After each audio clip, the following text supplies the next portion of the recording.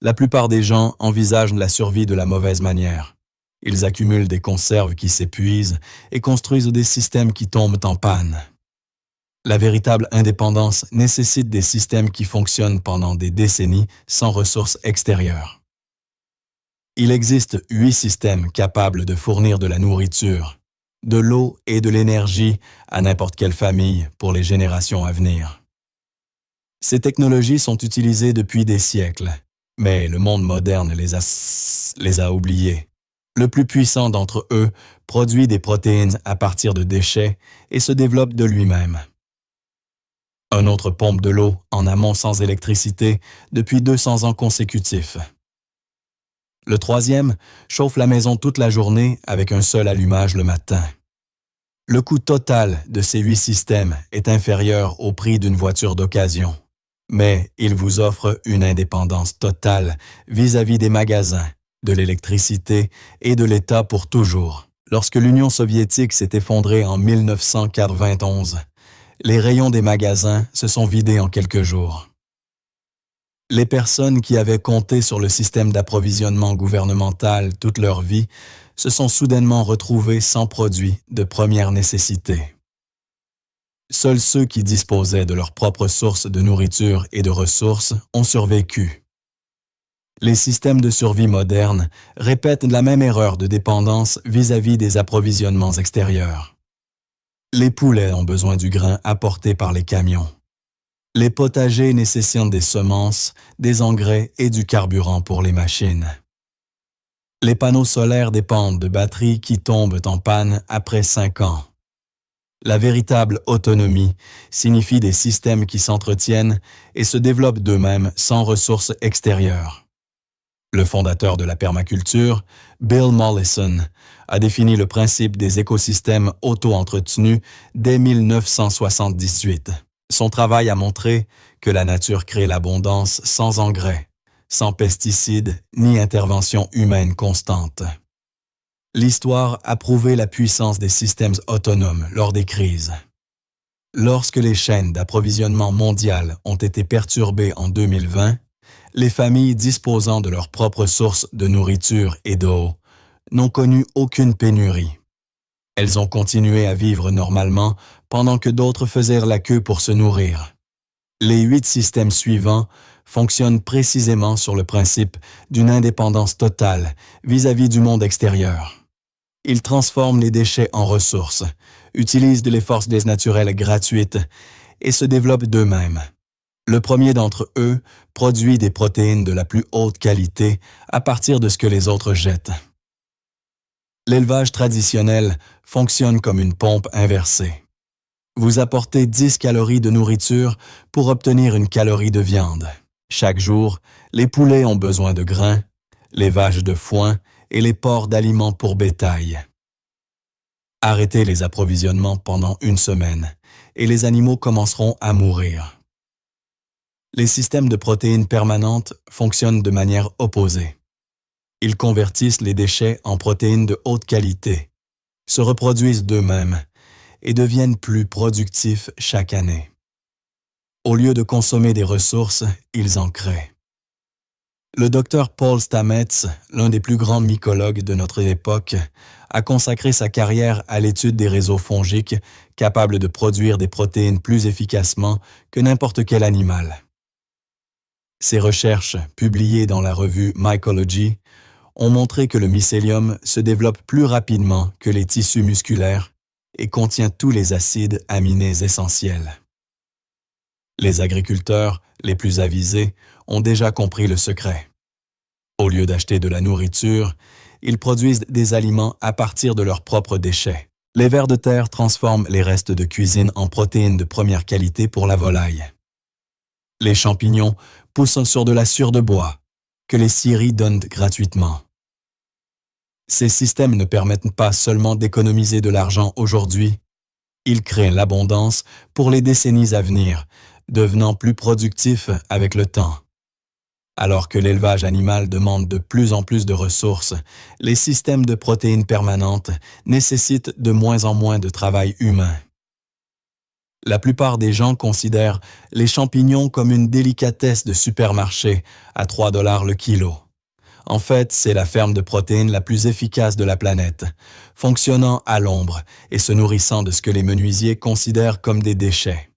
Un seul plant de champignons mers peut nourrir une famille en protéines toute l'année. Le strophère rouge-vin, également connu sous le nom de King Stropharia, colonise agressivement les copeaux de bois et produit de 5 à 15 kg de champignons par mètre carré par an.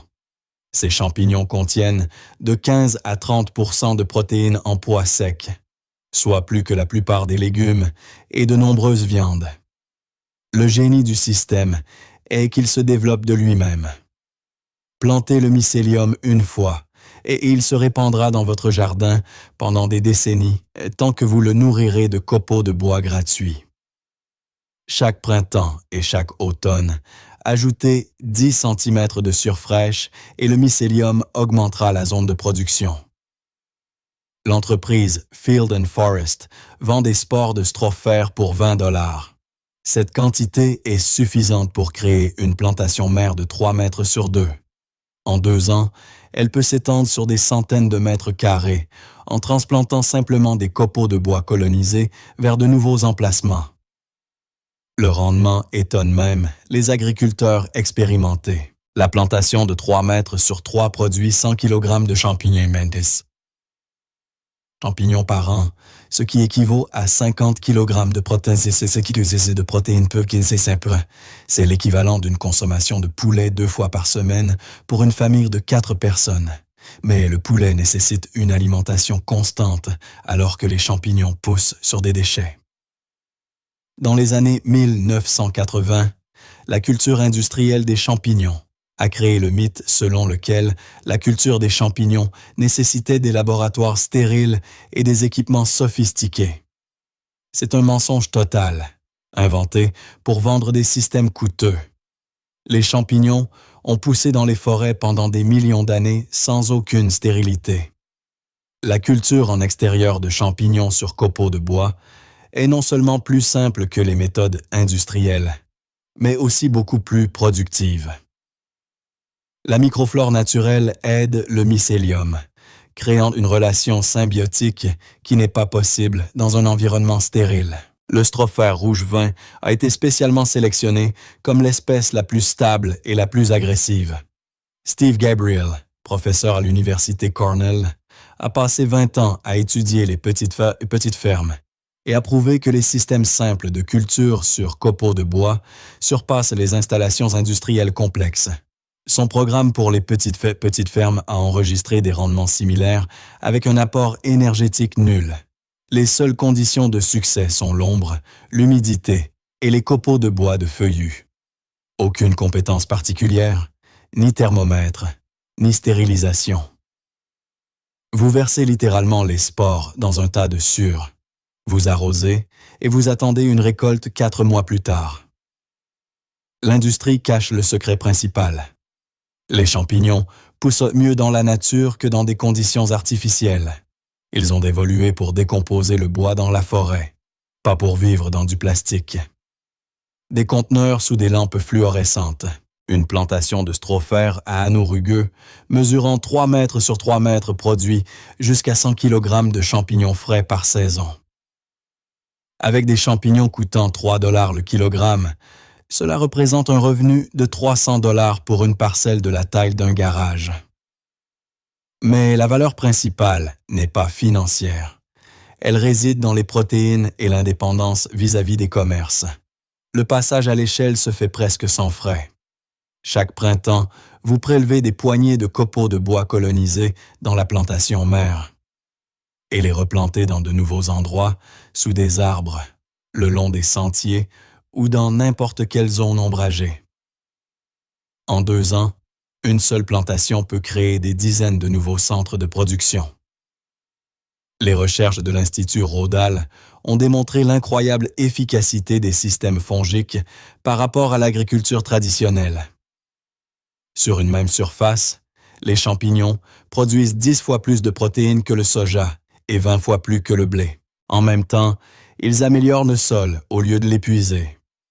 Une famille du Vermont a commencé avec une seule plantation à 30 $ en 2010. En l'espace de 10 ans, ils ont étendu leur production à un demi-hectare, en utilisant uniquement des transferts de mycélium et des copeaux de bois gratuits. Aujourd'hui, leurs champignons fournissent des protéines non seulement à leur famille, mais aussi à 10 familles voisines.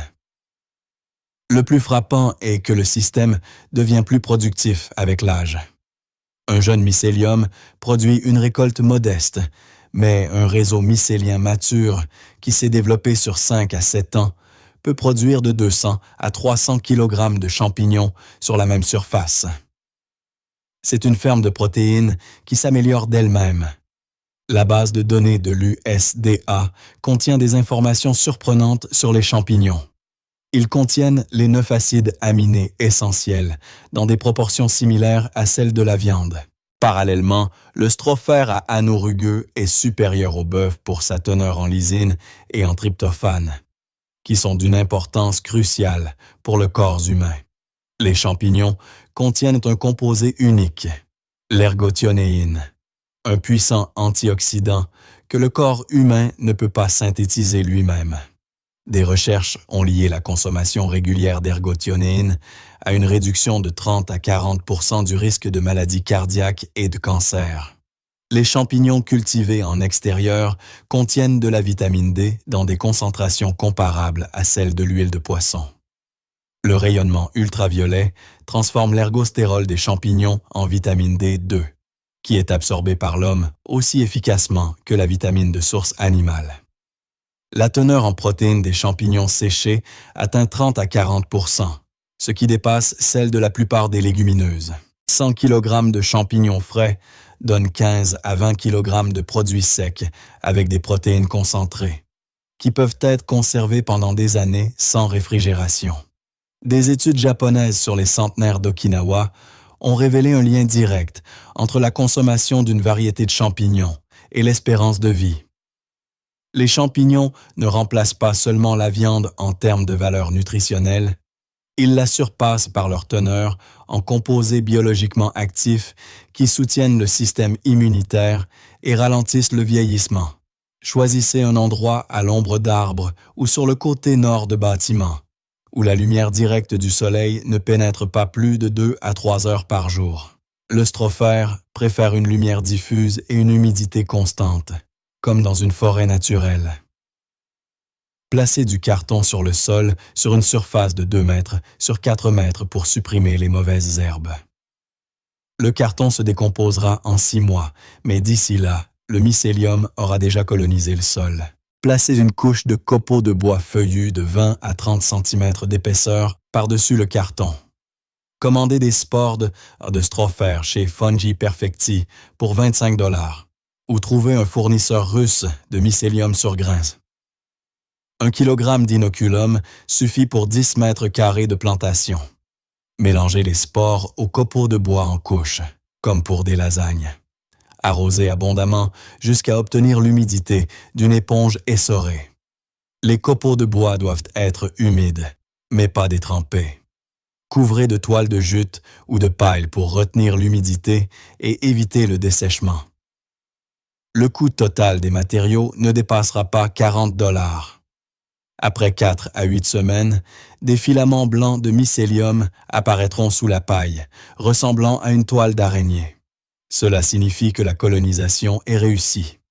Les premiers champignons apparaîtront 4 à 6 mois après la plantation, généralement après une pluie ou un arrosage abondant par temps frais. Une révolution invisible a lieu sous terre. 1 cm3 de sol fongique sain contient jusqu'à plusieurs kilomètres de filaments de champignons de quelques microns d'épaisseur. Ce réseau se développe à une vitesse pouvant atteindre 40 cm par jour, créant une toile souterraine qui relie tout l'écosystème. Pendant les 4 premières semaines, le mycélium établit son territoire en sécrétant des enzymes pour décomposer le bois et supprimer les micro-organismes concurrents. Dès la 8e semaine, les filaments blancs deviennent visibles à l'œil nu. À la 16e semaine, tout le tas de copeaux de bois est truffé de mycélium. La première fructification survient entre le 4e et le 6e mois, généralement en automne ou au printemps, à des températures comprises entre 10 et 24 degrés Celsius et avec une forte humidité. Les champignons apparaissent par groupes de 20 à 40, poussent pendant 3 à 5 jours et sont prêts à être récoltés. L'expansion du système nécessite un effort minimal, chaque printemps et chaque automne. Ajoutez 10 à 15 cm de copeaux de bois frais par-dessus les anciens. Le mycélium colonise rapidement le nouveau matériau, augmentant la zone de fructification et la productivité globale de la plantation. Pour créer de nouvelles plantations, prélevez des poignées de copeaux de bois colonisés au centre de la plantation mère et transférez-les vers de nouveaux emplacements. Chaque transfert de ce type peut créer une nouvelle plantation de plusieurs mètres carrés en une saison. Le sol, sous les plantations de champignons matures, contient 4 fois plus de carbone et 6 fois plus de micro-organismes bénéfiques qu'un sol de jardin ordinaire. Les champignons créent littéralement de la fertilité à partir de déchets. Le mycélium sécrète plus de 240 enzymes différentes qui décomposent le bois en humus. Ce processus se déroule lentement et uniformément, créant une structure de sol stable qui retient l'humidité 10 fois plus efficacement qu'un sol ordinaire. Les systèmes fongiques fonctionnent comme des pharmaciens, naturels pour les plantes. Le mycélium produit des antibiotiques qui éliminent et aident les bactéries et les champignons pathogènes dans le sol. Les arbres et arbustes situés à proximité des plantations de champignons tombent beaucoup moins souvent malades et poussent plus vite grâce à cette protection. Le cycle du carbone dans les systèmes fongiques fonctionne dans le sens inverse de celui de l'agriculture conventionnelle. Au lieu de libérer du dioxyde de carbone comme la matière organique se décompose, le mycélium séquestre le carbone dans des composés stables du sol qui durent des décennies. Cela transforme votre champignonnière en un puits de carbone. Les vers de terre colonisent massivement les zones situées sous les plantations de champignons, attirés par la richesse de la matière organique.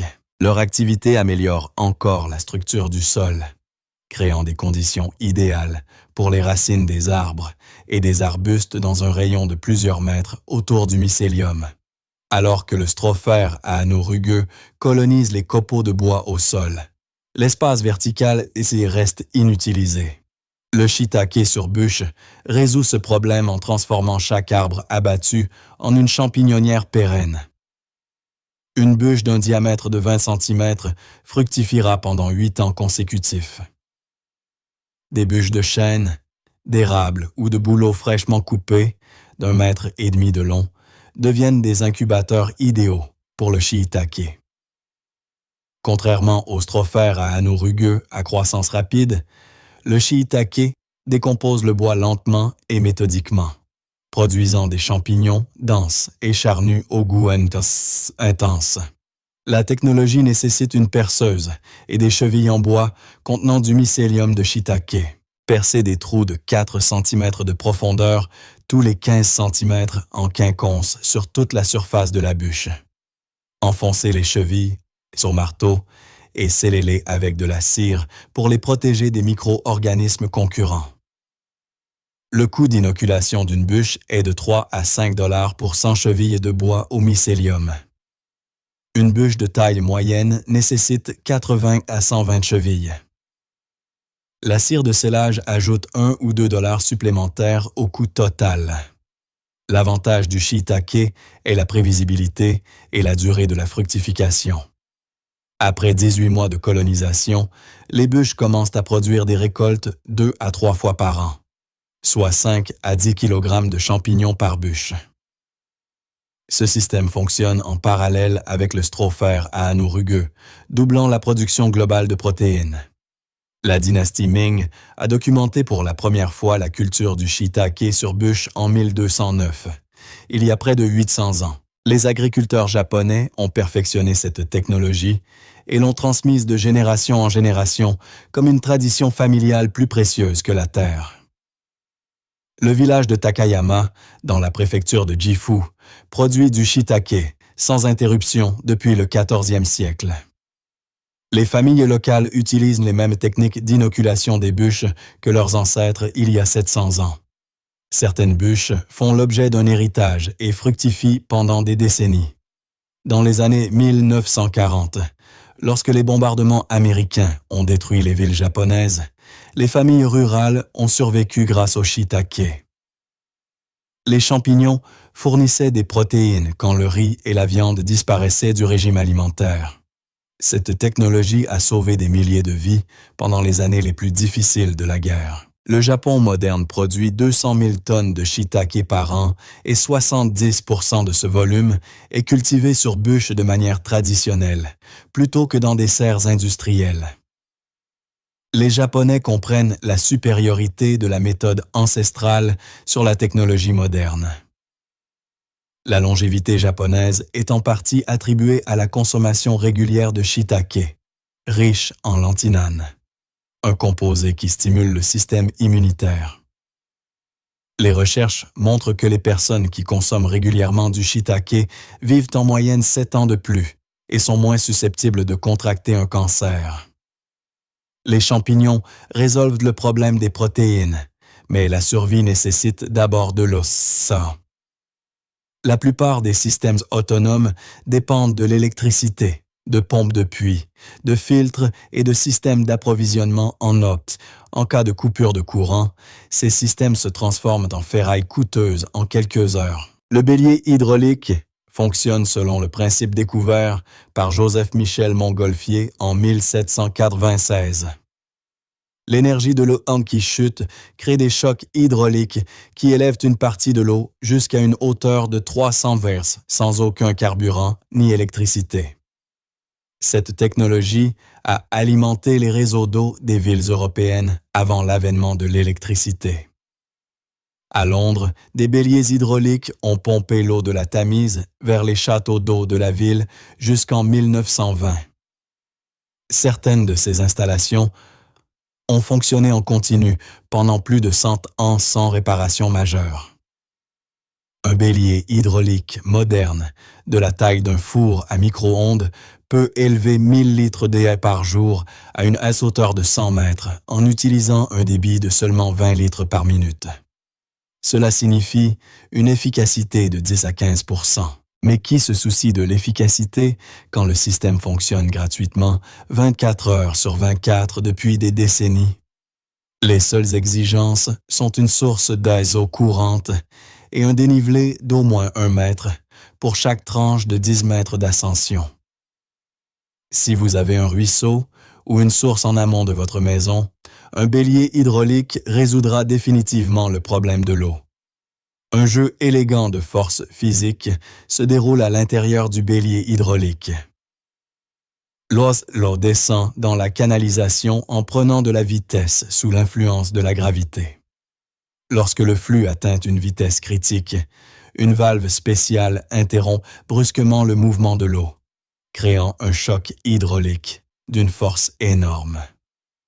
Cet impact dure une fraction de seconde, mais crée une pression 10 à 20 fois supérieure à la pression statique de l'eau dans la canalisation. L'excès de pression ouvre le clapet d'anti-retour et pousse une partie de l'eau, là, dans la cloche de pression d'où elle remonte par le tuyau de refoulement jusqu'à l'utilisateur. Après l'impact, la pression chute, le clapet anti-retour se ferme et la soupape d'échappement s'ouvre à nouveau pour le cycle suivant. L'ensemble du processus se répète 30 à 60 fois par minute, créant un cognement rythmique caractéristique qui peut être entendu à des centaines de mètres. Les études hydrauliques montrent que l'efficacité d'un bélier dépend du rapport entre la hauteur en censure d'élévation et la hauteur de chute. Lors d'une élévation de 10 mètres avec une chute de 1 mètre, l'efficacité est de 15%. Lors d'une élévation de 100 mètres avec une chute de 10 mètres, l'efficacité tombe à 5%. La beauté du système réside dans le fait que l'eau perdue n'est pas gaspillée. Elle est renvoyée dans le même ruisseau en aval. Le bélier utilise l'excédent d'eau de la source pour élever la partie requise vers le sommet. C'est un système écologique fermé, sans déchets ni effets secondaires. La famille Anderson, du Vermont, a installé un bélier hydraulique Rife en 1980 sur un ruisseau de montagne avec un dénivelé de 4 mètres. Au cours de 43 années de fonctionnement, le système a fourni plus de 5 millions de litres d'eau à une maison située 80 mètres au-dessus de la source. Leur bélier fonctionne avec une capacité de 1200 litres par jour, ce qui couvre les besoins d'une famille de 6 personnes avec une réserve pour l'arrosage du jardin. Des réparations n'ont été nécessaires que 2 fois, le remplacement de l'allée clapet en cuir après 15 ans et après 30 ans de fonctionnement pour un coût de 30 $ par ensemble. Un monastère dans les Alpes suisses utilise un bélier hydraulique installé en 1892. Ce système a continuellement fourni de l'or pendant 131 ans, survivant à 2 guerres mondiales et à de nombreuses générations de moines.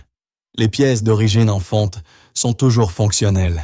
Comparez cela aux pompes de puits électriques qui tombent en panne tous les 7 à 10 ans et coûtent entre 80 et 150 $ à l'installation. Sur une période de 40 ans, une pompe électrique nécessitera 4 à 5 remplacements pour un coût total de 5 000 $, sans compter les factures d'électricité. En hiver, le bélier hydraulique continue de fonctionner jusqu'à ce que le cours d'eau gèle complètement. Dans les régions aux hivers doux, le système fonctionne toute l'année. À des températures inférieures à -20 degrés, le boîtier doit être isolé ou installé dans un endroit à l'abri du gel. Une installation réussie commence par le choix du bon emplacement. Mesurez le débit d'eau à la source pendant la période la plus sèche de l'année. Cela déterminera la performance maximale du système. Un bélier hydraulique nécessite un débit constant d'au moins 20 litres par minute pour un fonctionnement stable. Posez un tuyau de pression d'un diamètre de 50 mm de la source jusqu'au site d'installation du bélier avec une pente constante sans section horizontale. Chaque virage et chaque bosse réduit l'efficacité de 10 à 15 %.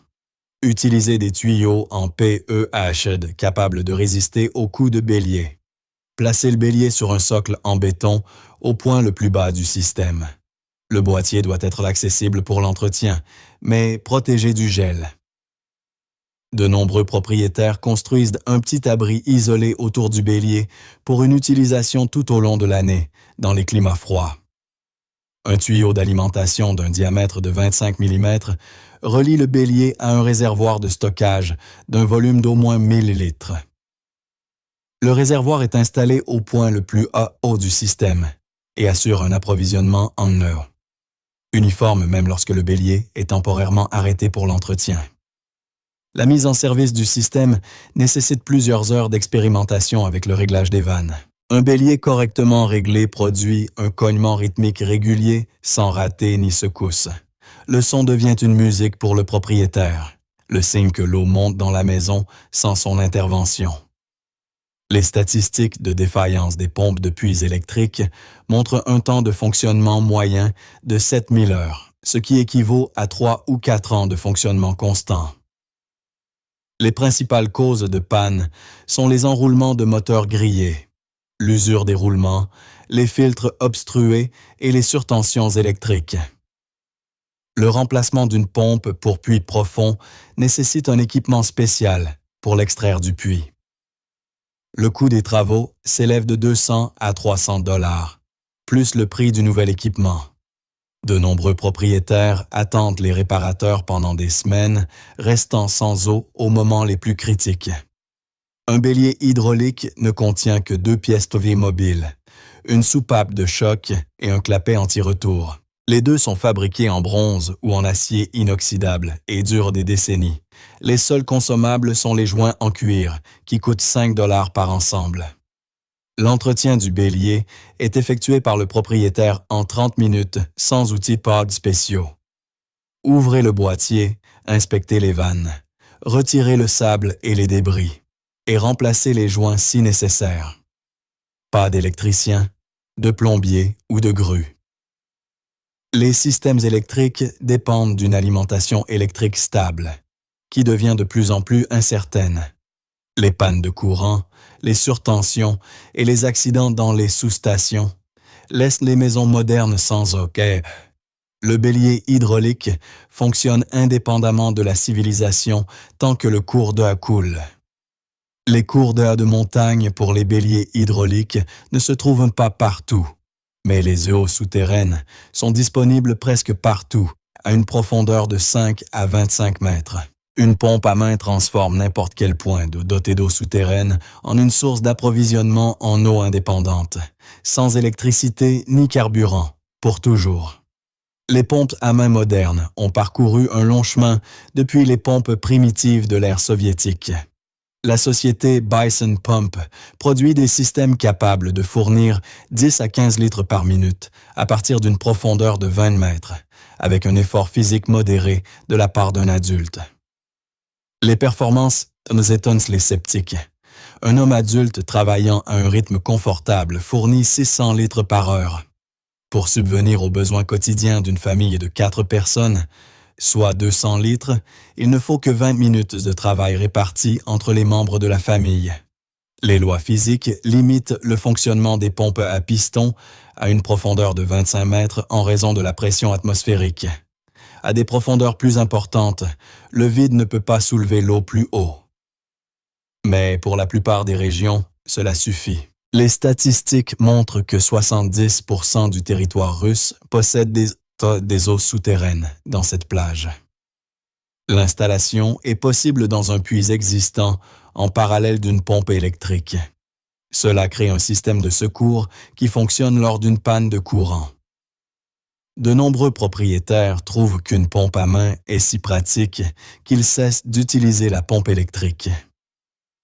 Les colons de l'Ouest américain, dans les années 1860 et 1870, ont construit des fermes entièrement basées sur des pompes à main, fournissant de l'eau à des familles de 8 à 10 personnes ainsi qu'au bétail. Les journaux de bord des pionniers font état d'une consommation de 200 à 300 litres par personne et par jour, incluant les besoins domestiques, le lavage et la cuisine. La famille Ingalls, rendue célèbre par les livres de Laura Ingalls Wilder, vivait dans les prairies du Dakota du Sud en utilisant une pompe à main comme seule source d'eau. Leur puits de 18 mètres de profondeur a fourni de l'eau à une famille de 6 personnes, à un potager d'un demi-hectare et au bétail pendant 30 ans. Des recherches ergonomiques modernes ont montré la technique optimale pour travailler avec une pompe à main. Déplacez tout votre corps au lieu de travailler uniquement avec vos mains double votre productivité et réduit la fatigue. Avec la bonne technique, vous pouvez pomper de l'eau pendant 1 heure d'affilée sans effort excessif. La comparaison avec les besoins modernes montre la faisabilité d'un approvisionnement en eau manuelle. La famille russe moyenne consomme 200 à 300 litres d'eau par jour, incluant les douches, la lessive, la vaisselle et la cuisine.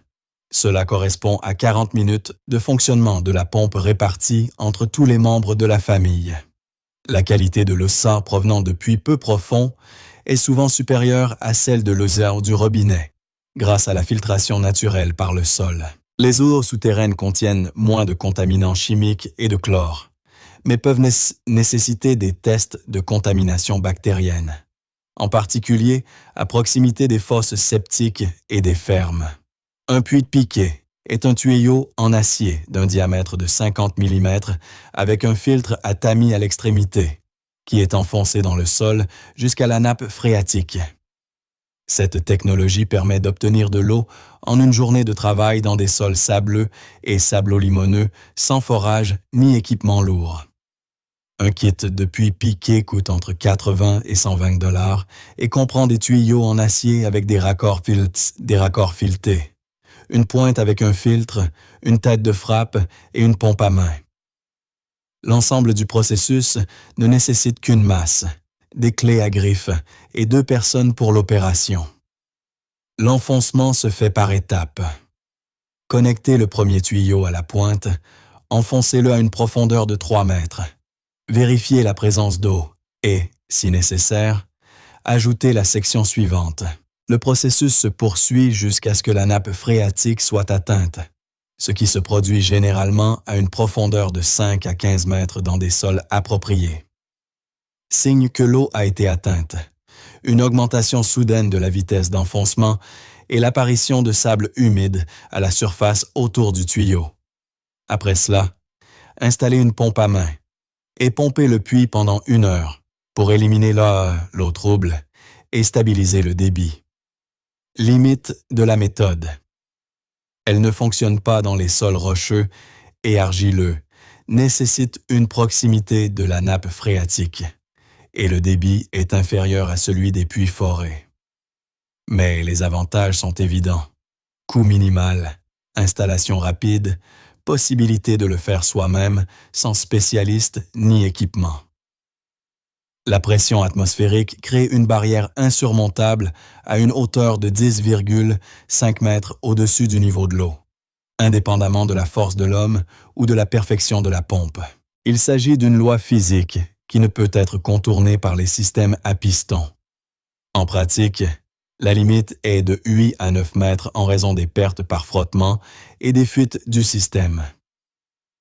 Pour les puits profonds, il existe des pompes à tige qui fonctionnent sur le principe d'un levier avec un système de tige transmettant la force à un piston profond. La société Simple Pump produit des systèmes pour des profondeurs allant jusqu'à 100 mètres, mais l'effort physique augmente proportionnellement à la profondeur. Une pompe à tige, pour une profondeur de 50 mètres, nécessite l'effort d'un homme adulte pour fournir 3 à 4 litres par minute. Cela signifie 1 heure de travail pour obtenir 200 litres d'eau. Le système est fonctionnel, mais nécessite un effort physique important et coûte entre 400 et 600 $. Une approche alternative pour les puits profonds est l'éolienne, qui pompe automatiquement l'eau lorsque les vents dépassent 3 mètres par seconde. Les ranchs américains utilisent des pompes éoliennes depuis les années 1870 pour abreuver le bétail dans les pâturages dépourvus d'électricité. Le système combiné associe une pompe à main pour les besoins quotidiens et une éolienne pour remplir les réservoirs de stockage. Le vent fonctionne gratuitement 24 heures sur 24 et la pompe à main garantit l'indépendance vis-à-vis des conditions météorologiques pendant les périodes de calme. Les poêles à bois modernes brûlent le bois de manière inefficace, expulsant 80% de la chaleur par la cheminée avec la fumée et les gaz non brûlés. Un poêle de masse fonctionne à l'inverse. Il brûle le bois à une température de 2000 degrés avec une combustion complète, accumule toute la chaleur dans les pierres et la libère uniformément tout au long de la journée. Le principe repose sur l'accumulation d'énergie thermique dans une masse de pierre ou de briques pesant 3 à 6 tonnes. Les gaz chauds passent par un système de conduite de fumée à l'intérieur de cette masse, lui transférant presque toute leur chaleur avant de sortir par la cheminée. La surface du poêle ne chauffe que jusqu'à 80 à 100 degrés. Les poêles à contre-courant finlandais et les foyers russes utilisent ce principe depuis des siècles. En Finlande, les poêles de masse chauffent les maisons à des températures allant jusqu'à moins 30 degrés, ne nécessitant qu'1 ou 2 feux par jour. Certains poêles finlandais fonctionnent sans interruption depuis le 18e siècle. Même les ingénieurs sont impressionnés par l'efficacité. Une pile de bois de chauffage pesant 20 kg chauffe une maison de 100 mètres carrés pendant 24 heures à une température extérieure de moins 20 degrés. Un poêle en fer ordinaire brûlerait 80 kg de bois pour le même résultat. Lorsque le combustible devient une ressource rare, le poêle de masse devient un moyen de survie. Une économie de bois de chauffage par 4 signifie qu'au lieu de préparer 10 mètres cubes pour l'hiver, 2,5 mètres cubes suffisent. C'est la différence entre survivre et geler. Un poêle en fer ordinaire fonctionne à une température de combustion de 600 à 800 degrés, ce qui n'est pas suffisant pour brûler complètement les gaz de bois. La fumée sortant de la cheminée contient des hydrocarbures non brûlés qui pourraient fournir de la chaleur supplémentaire. C'est comme jeter un tiers du bois par la fenêtre. Un poêle de masse crée une température de combustion allant jusqu'à 2000 degrés dans une chambre réfractaire, où les gaz de bois brûlent complètement. La fumée à la sortie est transparente. La température des gaz d'échappement n'est que de 100 à 150 degrés, au lieu de 300 à 400 pour les poêles en fer. Cela signifie extraire le maximum d'énergie de chaque bûche. Des études sur les émissions montrent que les poêles de masse produisent 10 fois moins de particules et de monoxyde de carbone que les poêles à bois conventionnels. La combustion complète à haute température élimine la plupart des substances nocives, rendant les poêles de masse écologiques. Le mode de combustion est radicalement différent de l'habitude. Au lieu de maintenir le feu toute la journée, vous chargez 20 à 40 kg de biohackine de bois sec et le brûlez en 1,5 à 2 heures à intensité maximale. Le poêle libère ensuite la chaleur accumulée pendant les 22 heures suivantes. Les économies deviennent évidentes dès le premier hiver. Une famille de Carélie a réduit sa consommation de bois de chauffage de 12 à 3 mètres cubes par an après avoir remplacé son poêle en fer par un poêle de masse. Avec un coût du bois de 30 $ par mètre cube, l'économie s'est élevée à 270 $ par an. Construire un poêle de masse nécessite une compréhension du mouvement des gaz chauds et du transfert de chaleur, mais pas une compétence extraordinaire. La base du succès réside dans la conception correcte du foyer en briques réfractaires et du système de conduite de fumée, qui force les gaz à céder un maximum de chaleur avant de s'évacuer à l'extérieur. Les plans modernes de la Masonry Heater Association fournissent des dessins détaillés et des instructions étape par étape pour une construction en autoconstruction. Les matériaux coûtent de 1 000 à 1 500 $. Briques réfractaires pour le foyer, briques ordinaires pour la masse, mortier d'argile, cheminée en acier inoxydable. Professionnel, la construction coûtera de 3 à 5 000 $, mais le résultat durera des siècles. Les poêles en pierre des châteaux d'Europe durent de 500 à 600 ans, avec des réparations périodiques de la chambre de combustion tous les 30 à 40 ans pour un coût de 200 à 300 $. L'élément clé est un foyer réfractaire capable de résister à des températures supérieures à 2000 degrés. Utilisez uniquement des briques réfractaires de marque SHCH ou SHB et du mortier d'argile sans ciment. Le mortier de ciment se fissure à cause des températures élevées et détruit la structure en quelques années. La masse du four détermine la durée du transfert de chaleur. 3 tonnes de briques accumulent la chaleur pendant 12 à 15 heures, 6 tonnes pendant 24 heures. Le poids plus important nécessite des fondations renforcées, mais assure un chauffage plus uniforme et nécessite moins de combustion. La plupart des gens pensent à conserver leur récolte par la mise en conserve, la congélation ou le séchage. Une cave à légumes est plus simple et plus efficace.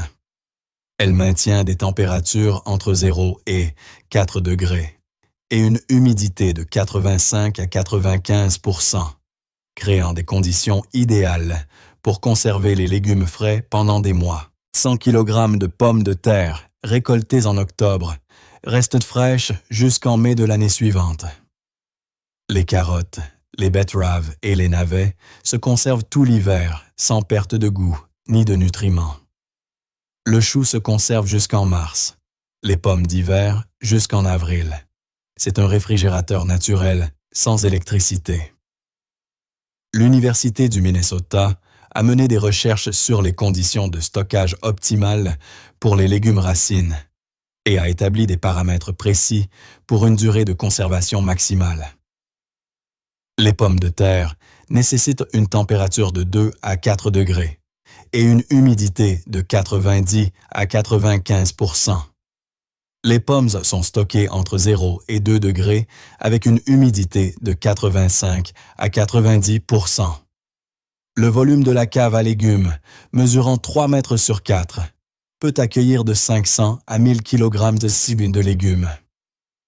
Cela représente une réserve de légumes de 3 à 6 mois pour une famille de 4 personnes, logée dans un espace de la taille d'une petite pièce souterraine. Les Amish utilisent des caves à légumes depuis 300 ans et les considèrent comme supérieures à la réfrigération moderne pour le stockage à long terme des légumes. De nombreuses caves à légumes en Pennsylvanie fonctionnent sans interruption depuis le 18e siècle, fournissant aux familles des légumes frais chaque hiver. Une cave à légumes correctement construite transforme les récoltes d'automne en une alimentation disponible toute l'année. 1000 kg de légumes variés n'occupent que 8 à 10 mètres cubes d'espace lorsqu'ils sont correctement disposés dans des boîtes, sur des étagères et dans des sacs de sable. Différents légumes nécessitent des conditions spécifiques, mais la plupart des légumes racines s'accordent bien. Les pommes de terre, les carottes, les betteraves, les rutabagas et les panais sont stockés à la même température et au même taux d'humidité. Les oignons nécessitent des conditions plus sèches. Ils sont donc placés sur les étagères supérieures où l'humidité est moindre. Les pommes émettent de l'éthylène, un gaz qui accélère la maturation des autres fruits et légumes. Elles sont donc stockées séparément dans des caisses ventilées. Les variétés de pommes d'hiver, telles que l'Antonovka ou la Sinape du Nord, se conservent jusqu'à 6 mois si les conditions de température sont respectées. Le chou se conserve d'une manière particulière. Les têtes de chou avec leurs racines sont suspendues au plafond ou empilées, intercalées avec de la paille. À des températures proches du point de congélation, le chou reste frais jusqu'à 5 mois, fournissant des vitamines pendant les mois d'hiver les plus rigoureux. Les pertes avec un stockage approprié s'élèvent à 5 ou 10 %, ce qui est incomparablement mieux que les installations de stockage de légumes modernes où les pertes atteignent 20 à 30 %. L'environnement naturel d'une cave à légumes soutient les processus vitaux des légumes, les gardant frais bien plus longtemps que la réfrigération artificielle. La construction d'une cave à légumes commence par le choix d'un emplacement surélevé avec un bon drainage. Creusé dans le flanc d'une colline jusqu'à une profondeur de 2 à 2,5 mètres, où le sol offre une isolation naturelle et des températures stables toute l'année. Montez les murs en blocs de béton ou coulez-les en béton de 20 cm d'épaisseur pour les protéger du gel et maintenir la solidité structurelle. Réalisez le sol en gravier compacté avec du sable. Cela assure le drainage et maintient l'humidité nécessaire. Le plafond nécessite une attention particulière en matière d'isolation. Recouvrez les poutres en bois de planche, puis de feutre bitumé, et recouvrez le tout d'une couche de terre d'1,5 mètre. Cette masse de terre crée une inertie thermique, empêchant les fluctuations de température au gré des changements météorologiques extérieurs. Le système de ventilation est crucial et fonctionne selon les principes de la convection naturelle. Installez 2 tuyaux de 10 cm de diamètre, un tuyau d'arrivée près du sol pour l'air froid et un tuyau d'évacuation près du plafond pour évacuer l'air chaud et humide. Le tuyau d'arrivée débouche au niveau du sol et aspire l'air froid extérieur. Le tuyau d'évacuation part du plafond et évacue l'air réchauffé à l'extérieur. La différence de température crée une circulation constante sans ventilateur, maintenant automatiquement des conditions optimales. La plupart des gens considèrent le compostage comme un moyen d'éliminer les déchets. L'élevage de vers transforme les restes de cuisine en protéines de haute qualité pouvant nourrir la volaille, les poissons ou même les humains dans des situations extrêmes. C'est une usine à protéines vivantes, fonctionnant grâce aux déchets. Les vers rouges de Californie se reproduisent à une vitesse étonnante. La population double tous les 60 à 90 jours dans des conditions optimales. En commençant avec 1 kg de vers pour 20 $, vous obtiendrez 8 kg de protéines vivantes après 9 mois. Des recherches de l'Université de Caroline du Nord ont montré l'incroyable efficacité des vers dans le recyclage des déchets organiques. 1 kg de verre traite 1,5 kg de déchets alimentaires quotidiennement, les transformant en vermicompost précieux et en une augmentation de la masse de verre. La valeur protéique des vers surpasse de nombreuses sources traditionnelles. Les vers contiennent 25% de protéines sous leur forme brute et tous les acides aminés essentiels dans les bonnes proportions. En termes de composition en acides aminés, ils sont proches de la farine de poisson, un aliment de qualité supérieure dans l'élevage. 6 poules pondeuses nourries aux vers comme complément protéiné maintiennent leur production d'œufs, avec 50% d'aliments commerciaux en moins. Vous créez des protéines de qualité supérieure à partir de déchets tout en réduisant les coûts d'alimentation et en recyclant les restes de cuisine. Un ver adulte pond 2 à 3 cocons par semaine, chacun contenant 3 à 4 jeunes vers.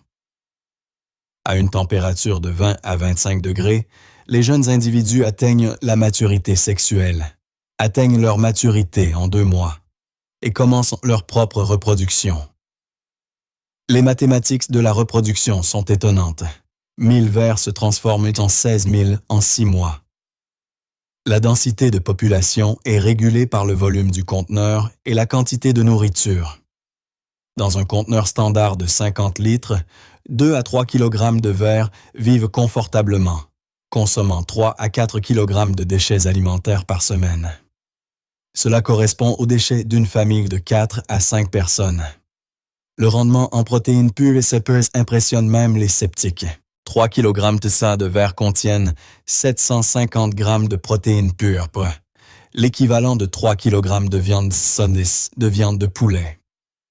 La différence est que les poulets nécessitent une alimentation constante en céréales, alors que les vers se développent sur des déchets qui sont habituellement jetés. La récolte se fait par migration. Préparez une litière fraîche avec de la nourriture dans une partie du conteneur. En 2 semaines, les vers ramperont vers la nouvelle nourriture, laissant un lombricompost prêt à l'emploi et une population concentrée pour la collecte. La moitié des vers peut être collectée pour nourrir les oiseaux ou étendre le système. La production annuelle d'une ferme de vers matures est de 15 à 20 kg de vers vivants à partir d'une population initiale de 1 kg. C'est l'équivalent protéique de 80 kg de poulet produits à partir de déchets de cuisine, sans coût d'alimentation externe. Le système de lombriculture tient dans la cuisine et nécessite un effort minimal. Achetez 3 conteneurs en plastique de 18 litres pour 4 $ chacun. Percez des trous d'un diamètre de 5 mm tous les 10 cm dans les parois et le couvercle pour la ventilation. Percez des trous de drainage au fond du conteneur de travail pour évacuer l'excès d'humidité.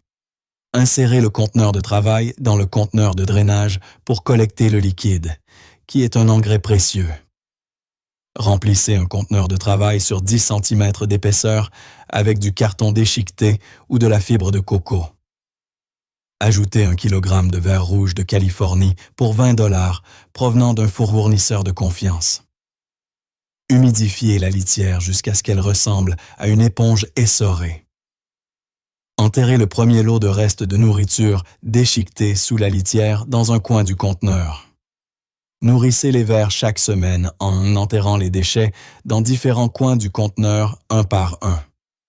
Évitez les agrumes, les oignons, l'ail et les viandes, qui augmentent l'acidité et attirent les nuisibles. Nourriture idéale. Épluchures de légumes, marques de café, sachets de thé, coquilles d'œufs broyés. Les vers sont collectés tous les 2 à 3 mois en utilisant la méthode de séparation par la lumière. Versez le contenu du conteneur sur la table sous une lampe lumineuse. Les vers s'éloigneront de la lumière et s'enfonceront dans les profondeurs du tas en 15 minutes. Collectez la couche supérieure de compost fini. Répétez la procédure jusqu'à ce que les vers soient concentrés dans un petit volume. L'Organisation des Nations Unies pour l'alimentation reconnaît les vers comme une source légitime de protéines pour les humains dans les situations d'urgence. Les vers contiennent tous les acides aminés essentiels, des vitamines B et des oligo-éléments dans des concentrations dépassant de nombreux aliments traditionnels. Les peuples autochtones d'Australie consomment des larves et des vers depuis des milliers d'années comme source majeure de protéines dans les régions arides. Les tribus aborigènes considéraient les grandes larves comme une délicatesse à haute valeur nutritionnelle, supérieure à la viande de kangourou en termes de teneur en graisse et en protéines. Avant utilisation, les vers sont nettoyés en les gardant sur de la semoule de maïs propre pendant une journée afin de libérer le tube digestif de la terre et des déchets. Après nettoyage, les vers sont lavés, bouillis pendant 10 minutes pour tuer d'éventuels agents pathogènes et broyés pour être ajoutés à des bouillies ou des soupes. Le goût des vers cuits est neutre, légèrement noisette, sans aucun goût ni odeur désagréable. Dans une situation extrême, 200 grammes de vers fournissent 50 grammes de protéines complètes, le besoin quotidien d'un adulte ayant une activité physique minimale. La barrière psychologique reste le principal obstacle, mais la faim change rapidement les préférences alimentaires. Pendant le siège de Leningrad, les gens mangeaient tout ce qui contenait des protéines. Une ferme de vers dans la cuisine peut faire la différence entre la vie et la mort lors d'une perturbation prolongée de l'approvisionnement alimentaire. L'agriculture annuelle nécessite un labour, une plantation, un désherbage, un arrosage et un contrôle des nuisibles annuels. Une forêt nourricière fonctionne de manière opposée. Elle imite un écosystème forestier naturel, où des arbres comestibles, des arbustes et des herbes poussent ensemble, se soutenant mutuellement sans intervention humaine. Robert Hart a créé la première forêt nourricière documentée en Angleterre dans les années 1960 sur un site d'un demi-hectare. Pendant 40 ans, cette forêt a produit des fruits, des noix, des baies, des champignons et des herbes médicinales, ne nécessitant que 20 heures de travail chaque année pour la récolte. Un écosystème forestier existe depuis des millions d'années sans engrais, sans pesticides, ni arrosage, parce que différentes plantes remplissent des fonctions spécialisées. Les arbres fournissent de l'ombre et une protection. Les arbustes fixent l'azote. Les herbes couvrent le sol. Les champignons décomposent la matière organique et transportent les nutriments. Une forêt nourricière reproduit cette structure en remplaçant les plantes sauvages par des contreparties comestibles. Des noyers sont plantés à la place des chênes, des framboisiers cultivés à la place des framboisiers sauvages et des légumes vivaces comestibles à la place des mauvaises herbes. Le résultat, un écosystème comestible qui devient plus productif avec l'âge.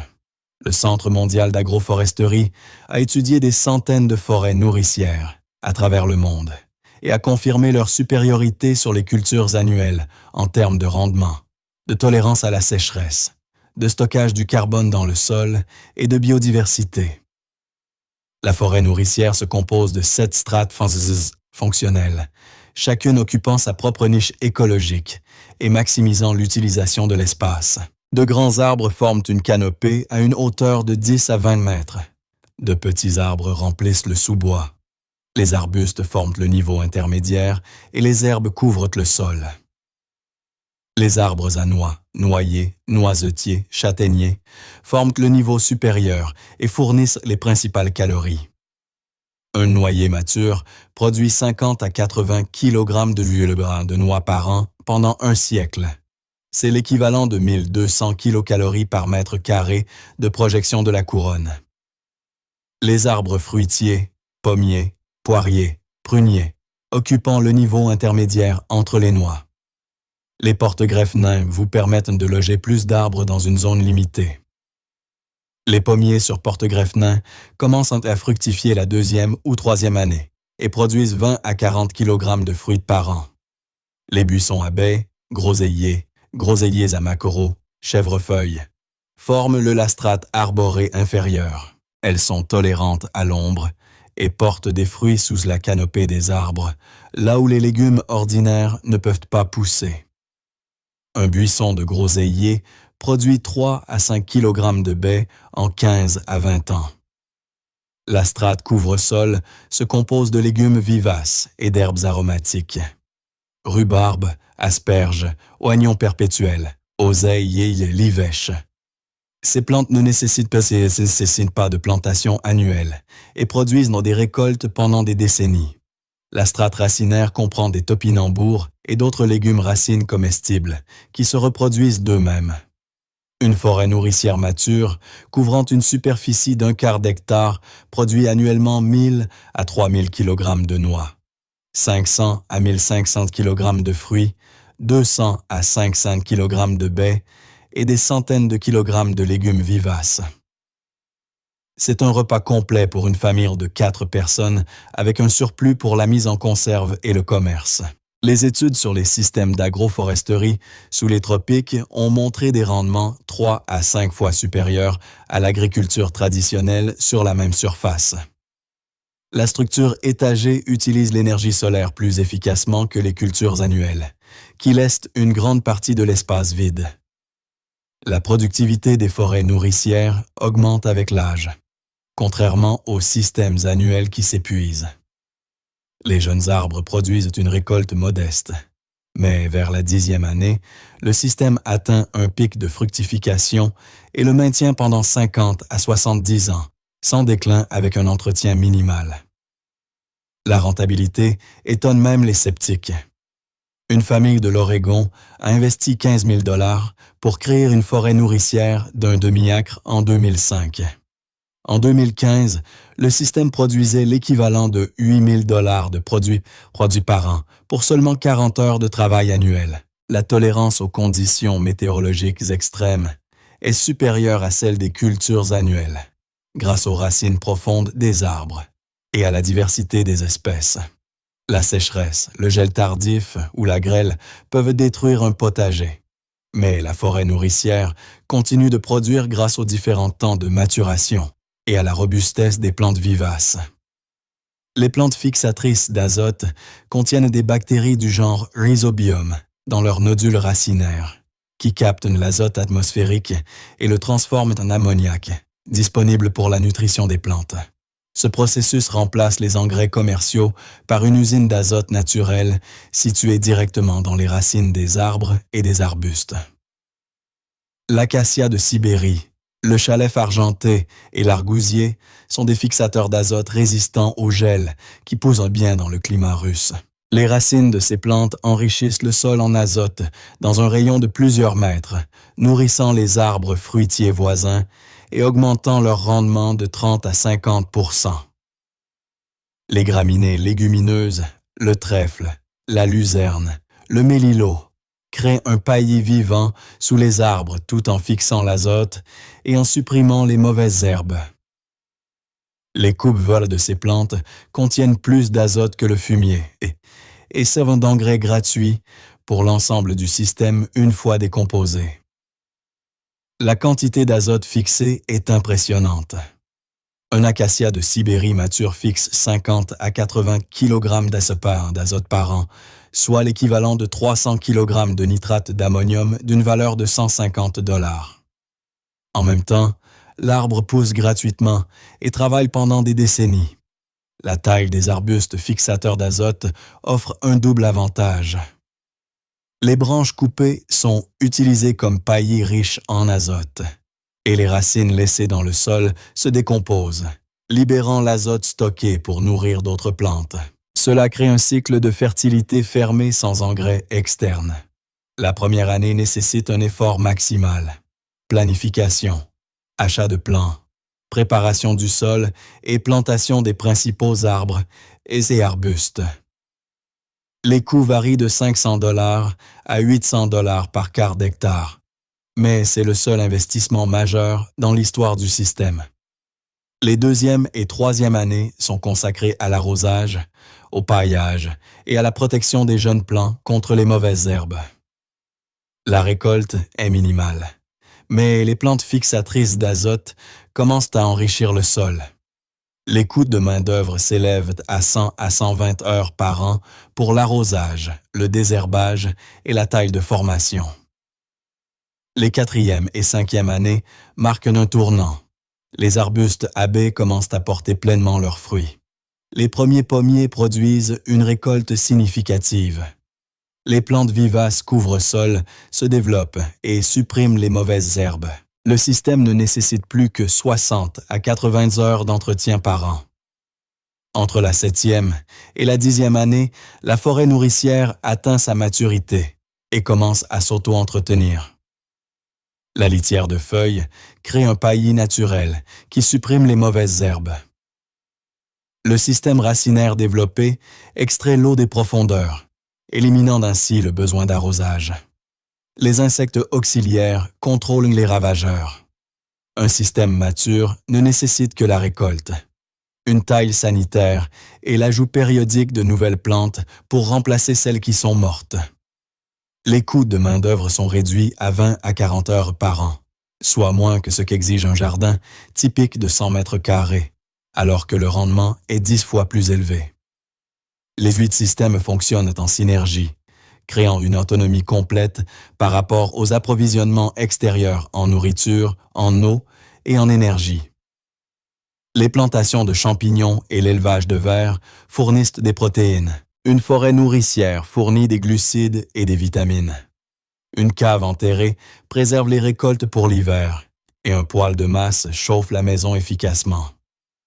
Les systèmes d'eau, le bélier hydraulique et les pompes à main fonctionnent indépendamment de l'électricité et alimentent tous les autres systèmes.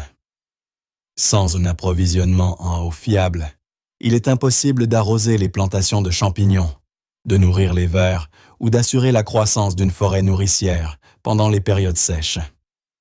Les déchets d'un système deviennent des ressources pour un autre, créant des cycles fermés sans perte. Les feuilles mortes de la forêt nourricière paillent les carrés de champignons. Les déchets de cuisine nourrissent les vers. Le lombricompost fertilise les arbres. Les cendres de bois d'un poêle en pierre désoxydent le sol. Les cycles temporels des systèmes se complètent. Tandis que la forêt nourricière prend de la force au cours des 5 premières années, les champignons et les vers fournissent une nutrition continue. Une fois que les arbres commencent à porter pleinement leurs fruits, les systèmes de protéines passent en mode maintenance, nécessitant une attention minimale. Le coût total des 8 systèmes est de 2 à 3 000 $ en une fois. C'est moins que le prix d'une voiture neuve, mais cela crée une vie d'indépendance vis-à-vis des magasins, des services publics et des systèmes d'approvisionnement gouvernementaux pour toute la famille et les générations à venir. Lorsque la civilisation défaille, ces systèmes continueront de fonctionner. Lorsque l'électricité se coupe, le poêle de masse chauffera la maison. Lorsque les magasins fermeront, la forêt nourricière nourrira la famille. Lorsque la conduite d'eau principale se brisera, le bélier hydraulique pompera l'eau du ruisseau. Ce n'est pas de la survie, c'est prospérer indépendamment du monde extérieur.